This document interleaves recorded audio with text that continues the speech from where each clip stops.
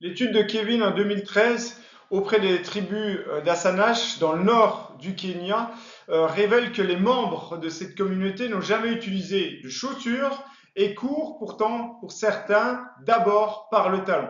Donc en somme, tout le monde ne court pas automatiquement par l'avant-pied, même si il y a eu un port de chaussures inexistant.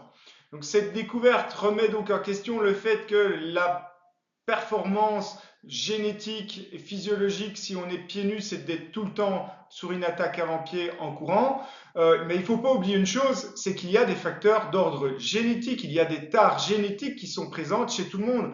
Et on entend souvent parler du noir africain qui a un pied plat. On dit que le blanc européen a un pied qui n'est pas plat. Ben, c'est une grosse bêtise. Il y a des pieds plats partout. Il n'y a pas plus de pieds plats en Afrique qu'il n'y en a en Europe.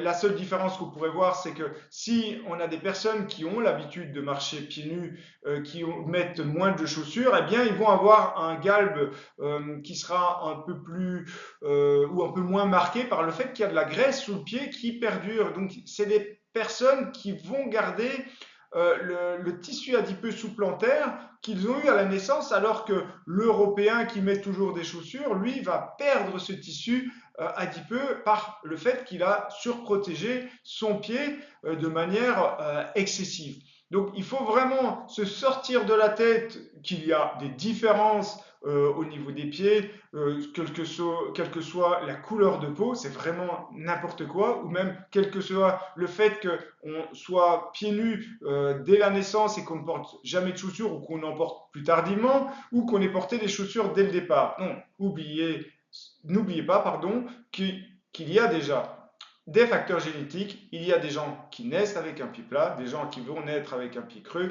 des gens qui vont partir avec des axes de déformation beaucoup plus grands et donc des contraintes musculaires beaucoup plus importantes et qui vont devoir ajuster. Quel que soit les cultures, quelles que soient les civilisations, il y a toujours eu des gens qui étaient moins sportifs et d'autres plus sportifs. Il y a des gens qui allaient chasser et d'autres qui restaient à la maison. C'est tout, c'est normal. Il y a toujours des prédominances, des gens qui sont plus capables que d'autres. Et ça va être en lien à tous ces facteurs génétiques. Donc pourquoi des gens ont des scolioses aussi?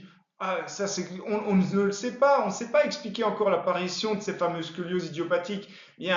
On cherche, on se dit qu'il y a peut-être un lien avec des pieds, des asymétries et autres, mais déjà oui, c'est des personnes qui ont déjà d'autres troubles qui sont d'ordre génétique en général, et dès la naissance, on voit déjà des tares apparaître, donc il faut essayer de les contrer pour éviter que d'autres facteurs arrivent, mais malgré tout, on voit quand même arriver des scolioses et on se bat contre elles difficilement en tout cas. Donc il faut absolument bien retenir que on n'est pas tous égaux dans la nature, on est tous avec des différences, certains avec des défauts de pied plus marqués que d'autres, et donc avec un handicap qui vont favoriser une locomotion moins performante. Et donc il y a des gens qui sont susceptibles d'avoir des pathologies plus vite que d'autres, comme il y a des gens qui vont avoir d'autres facteurs génétiques, métaboliques, et qui vont attraper aussi des maladies comme des cancers jeunes. Donc il y a de tout sur Terre. Maintenant, il faut juste bien se dire qu'il y a une normalité qui est plus performante au niveau mécanique, au niveau biomécanique, au niveau proprioceptif, et que si on arrive à se rapprocher de cela, même si le but n'est pas de faire en sorte que tout le monde soit droit, que tout le monde fonctionne parfaitement,